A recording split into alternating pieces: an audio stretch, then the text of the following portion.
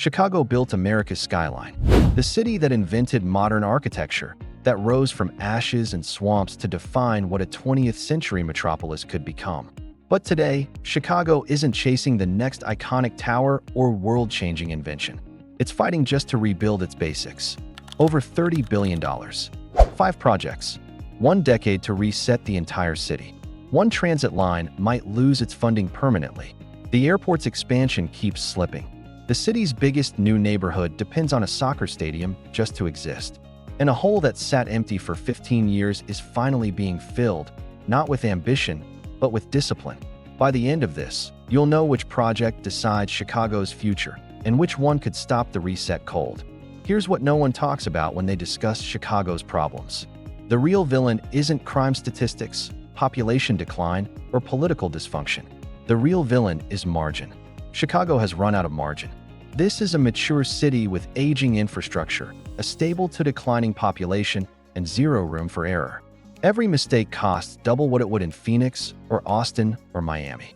Those Sun Belt cities can absorb failed projects, botched timelines, budget overruns. Chicago cannot. So while other American cities are chasing shiny futures, new stadiums, tech campuses, gleaming transit systems, Chicago is doing something harder and less glamorous. It's trying to fix what's broken before it's too late to fix anything at all. And nowhere is that fragility clearer than in the project Chicago needs the most and might not get. Project 1, CTA Red Line Extension. The far south side of Chicago is the only part of the city without direct access to the L. 5.5 miles of urban America completely cut off from the transit system that defines Chicago. The Red Line extension would change that. 4 new stations stretching from 95th Street down to 130th, finally connecting one of the most isolated communities in any major American city. This isn't about convenience. This is about access to jobs, healthcare, and education. Without this line, residents in the far south side face hour-long bus commutes to reach employment centers that are 15 minutes away by train in other neighborhoods. The economic calculus is brutal. Same city, radically different opportunity. But here's where the story turns dark. The project's cost has exploded from $3.6 billion in 2022 to $5.75 billion today. That's over $1 billion per mile, making this one of the most expensive transit projects per mile ever proposed in the United States. Professional services alone now consume 21.5% of the budget, compared to 14% on comparable CTA projects. And then came October 2025. The Trump administration froze $2.1 billion in federal funding, citing concerns over race-based contracting. Congressman Mike Quigley warned there's a very real possibility the financing never materializes during this administration. The CTA insists the project remains alive, but alive and funded are very different things. This isn't delayed. This is at risk of not happening at all. And while the Red Line fights for survival, Chicago is spending billions somewhere else. Project 2, O'Hare ORD Next. O'Hare isn't an airport. It's an economic engine that happens to have runways. Tens of thousands of jobs, billions in commerce, Chicago's primary link to the global economy. And it's getting the largest terminal expansion in its history. The new Concourse D, valued at $1.3 billion, is the first new concourse at O'Hare in over 30 years. The design draws inspiration from the site's history as an orchard. Before it was O'Hare International, this was Orchard Field. Tree-shaped columns will support a roof that filters natural light, bringing a sense of openness to one of America's most notoriously cramped airports. The full ORD Next program runs between $8.2 and $12.1 billion, with Concourse D scheduled for 2028, the new global terminal for 2032, and Concourse E for 2034.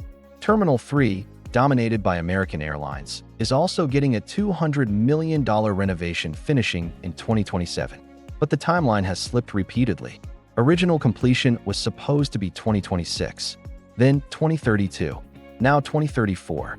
Costs have climbed from $8.5 billion in 2018 dollars to over $12 billion today. The project keeps moving because airports can absorb delays in ways transit lines cannot. Airlines need capacity. Business travelers need connections. The machine keeps running even when the construction runs late. O'Hare buys Chicago time, but airports don't create neighborhoods.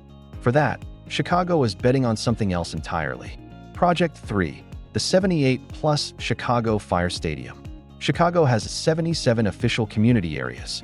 The 78 would be the first new neighborhood in over a century. 62 acres along the river in the South Loop, positioned to close the gap between downtown and the near South Side. Up to 13 million square feet of development, 12 acres of open space, and a new Red Line station at 15th Street. The total investment runs around $7 billion. But the site has a complicated history. It was once linked to Tony Rezko, the power broker imprisoned for corruption in 2012, and to Nadmi Achi, the Iraqi-British billionaire convicted of fraud in France. The project sat frozen for years after its 2019 approval, a constant reminder of how ambition and politics collide in Chicago. What finally broke the stalemate? A soccer stadium. Joe Mansueto, owner of the Chicago Fire FC, is investing $750 million of private money to build a 22,000-seat venue that. Chicago has tried shortcuts before, and one of them left a crater in the ground. Project 4, 400 Lakeshore Drive. For 15 years, one of the most valuable pieces of real estate in Chicago was a 75-foot hole in the ground. The Chicago Spire, designed by Santiago Calatrava, was supposed to rise 2,000 feet into the sky, the tallest building in the Western Hemisphere. Instead, the 2008 financial crisis killed it, leaving an embarrassing crater at the confluence of the Chicago River and Lake Michigan. Related Midwest bought the site out of bankruptcy in 2014 and spent a decade figuring out what to do with it. In 2024, they finally filled the legendary hole with concrete. What's rising now is 400 Lakeshore Drive, two staggered towers designed by SOM, the firm that shaped Chicago's modern skyline. The first tower stands 72 stories and 858 feet, with 635 residential units, 127 of them affordable. It's currently at the 66th floor, on track for completion in 2027. The second tower, approximately 765 feet, depends on market conditions. The project will also complete DuSable Park, a 3.3-acre green space that's been promised for decades, and extend the river walk to the lakefront. Here's what makes this different from the Spire debacle: discipline. 2 phases instead of 1 moonshot. Market verification before commitment. No attempt to set records, just an attempt to get it right. This isn't spectacle. It's discipline. And discipline matters most in projects nobody sees. Project 5, I-294 Central Tri-State Tollway. 22 miles. Over 300,000 vehicles every single day. The Central Tri-State Tollway is the invisible backbone of Chicago's regional economy, and it's been under reconstruction since 2018. For $1 billion to rebuild and widen the corridor from Balmoral Avenue to 95th Street. This isn't a project that makes headlines. There's no ribbon cutting, no architectural renders to celebrate. But the numbers tell a story that matters. The reconfigured I-290/I-88 interchange, estimated at $700 to $800 million alone, replaces a tight radius ramp with a high-speed directional ramp. The projected result? Travel time drops from 10.2 minutes to 2.9 minutes, a 72% reduction. On the route from eastbound I-290 to westbound I-88, a new collector-distributor road eliminates dangerous weaving movements. Travel time drops from 16.2 minutes to 6.8 minutes, a 58% reduction. Across the entire corridor, the project adds flex lanes and smart road technology, rebuilds the mile-long bridge, and reconstructs the BNSF railroad crossing. Completion is scheduled for late 2027. No federal funding drama. No political controversy. Just 10 years of steady construction on a road that keeps the regional economy moving. Cities don't decline because of bad ideas. They decline because basics stop working. This is Chicago making sure the basics work. So which project decides Chicago's future? The answer depends on what you think a city needs to survive. The project that matters most is the Red Line extension. If it dies, the far south side stays isolated, not for another decade, but potentially forever. That's not a planning failure. That's a moral failure. A city that abandons its most disconnected residents isn't really one city at all. The Red Line is existential. The project that buys Chicago time is O'Hare. As long as the airport keeps expanding, the city remains globally connected, employment stays high, and the tax base holds. O'Hare is the economic motor that funds everything else. And the model Chicago should follow? Look at 400 Lakeshore Drive and the I-294 reconstruction. No moonshots, no record-breaking ambition, just execution, discipline, getting the basics right before chasing the spectacular. Chicago isn't chasing a shiny future. It's trying to hold itself together. 5 projects, $30 billion.